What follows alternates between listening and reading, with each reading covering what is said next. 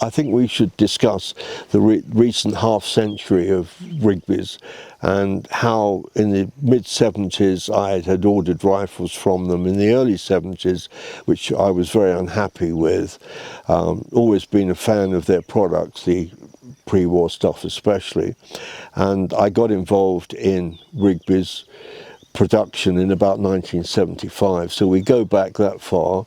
And then by 1982 I bought the company, worked at improving all the problems we had, and then when you and I got together, you started bringing in some of the technical innovations that were necessary, and eventually you were able to take over the company and run it completely. And between the two of us, we've pretty well been involved in Rigby's for the last 50 years. It doesn't seem possible, but it's true. Yeah, especially at 34 years old. Yeah. But no, I mean, it's not lost on me, Paul, the immense privilege I enjoyed being able to work under you and to learn from you. And, you know, I've always said to anyone who listens that Paul Roberts is the #1 encyclopedia on best of British guns.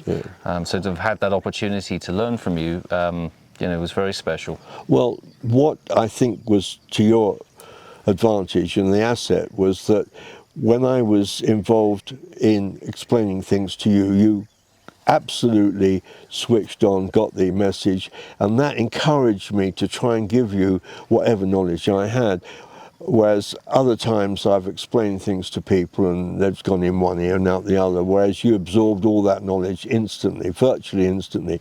But you were very lucky too, because your father had given you quite a lot of rifle involvement from his hunting and stalking background.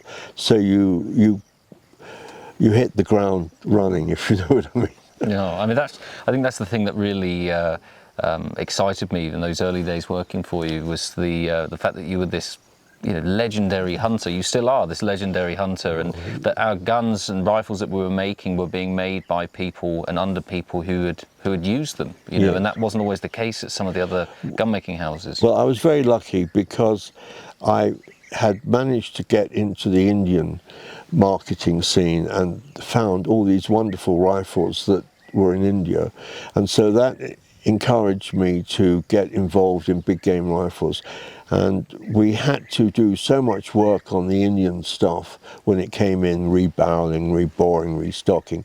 It got me into manufacturing, whether I liked it or not. But it was a great experience seeing these vast armories, you know, 6, 7, 8, 10 Holland Royals, Rigby's in 6 or 7 calibers, and it was a big boost to my interest, and that was reflected really in the later Rigby productions. I mean, the stuff you made some of it is very Maharaja influenced and has the appeal that it had in the old days. Yeah, it's interesting. A lot of people ask me, you know, or say, you know, how lucky I was to have learnt from you and to draw on all of your experiences of India, you know, buying the guns from the Maharajas, dealing in the UK and your African hunting.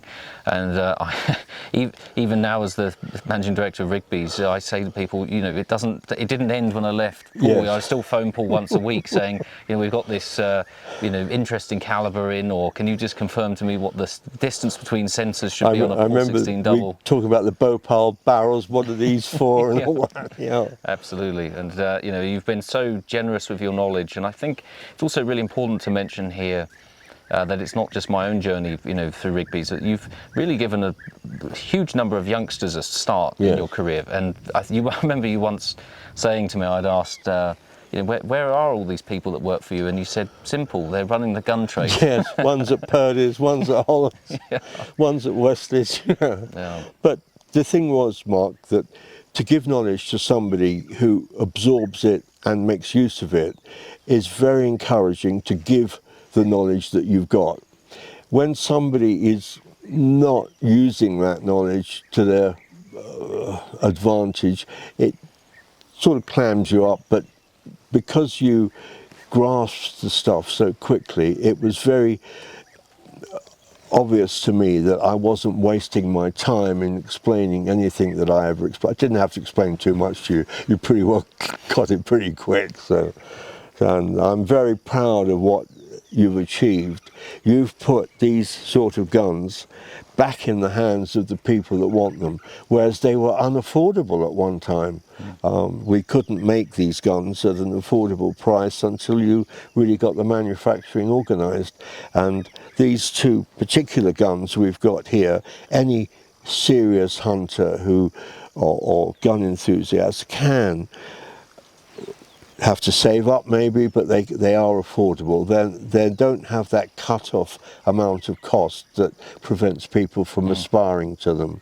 And at the same time, you've achieved a real Rigby rifle. It's not a phony copy, it's the real thing. And you've achieved it at a price that you know, people can look at and say that's affordable. A lot of wealthy people as well will look at these guns and say these are good value for money guns. They could perhaps afford something a lot more expensive, but when they see these guns, and they are people that are going to use them, they say these are the guns we want, and these are the guns that we can use without feeling that our investment is going down the drain. Yeah. Well, I mean, I feel that you and I have always enjoyed an unusual relationship. I didn't just feel like an employee. I've always seen you as very much a father figure in my life, and I've always seen you as a son figure. Well, thank you. And it's but with that came a great deal of responsibility I felt on my shoulders. That when we relaunched Rigby's, I really wanted to set about this and to really implement all of the things that you taught me, and to show that I could do a good job. And I mean, Rigby's is much bigger than myself. You know, we've got an amazing team of people at the company, and tremendous support from the Blaser Group. You know, let's not forget those guys and how we brought the company back. But yeah, I remember those early days leaving this sort of real, you know, living in your shadow and feeling like I really need to step up here and, you know, but make sure we can do it. One thing you've achieved, Mark, is you've welded a team together. And you know, people have asked me, what's the best gun in the world? The best gun in the world was when the team making them was the best team. Bosses at one time had a great team. Purdy's in the Edwardian period had great teams, and you've achieved with Rigby's that great team, and then you can make great guns. But without the team, it's not easy. I had a good team in my days with Rigby's. We had some good people, but we never quite got to the stage of having enough highly trained people to put the production, to turn the volume up. We made 64 Rigby's one year, which was the most we ever made in a year, but compared to the years before me, we were talking about 5, 6, 3, you know, so we got it up to that point, and then you've taken that and put it to the level where it has to be today. You can't run a firm like Rigby's even on 64 guns a year, and you put the volume up to that amount a month now. So it's a great achievement. Well done. No, thank you. And Paul, one last question. As someone who's been so heavily associated with Rigby for so many years, what would your advice be for the company in the future, going in deeper into the 21st century? You know, the future of the gun trade, hunting, shooting, is a little uncertain, but I would say that you've got to be able to bring your technical knowledge into achieving the accuracy in your rifles with non-toxic bullets. Now, that's not going to be easy, but it's something you've got to work at. And also, I think that if we can get the conservation of wildlife in the proper perspective, and Rigby's are doing all they can to do that, then the hunting and the gun world has more future, and we've got to achieve that. And what's been going on between you and your team here in appreciating what's been done in game preservation is very important, and we will win if we get enough people on board that realise things have got to be done in a certain manner. But I think we're going through a very strange period in gun making because of the lead ban and how it'll affect shotguns as well as rifles. But rifles particularly are worrying me because of the regulation of double barrel rifles with different ammunition may be a problem, but You'll make it. You'll get on top of it, I'm sure. Well, thank you.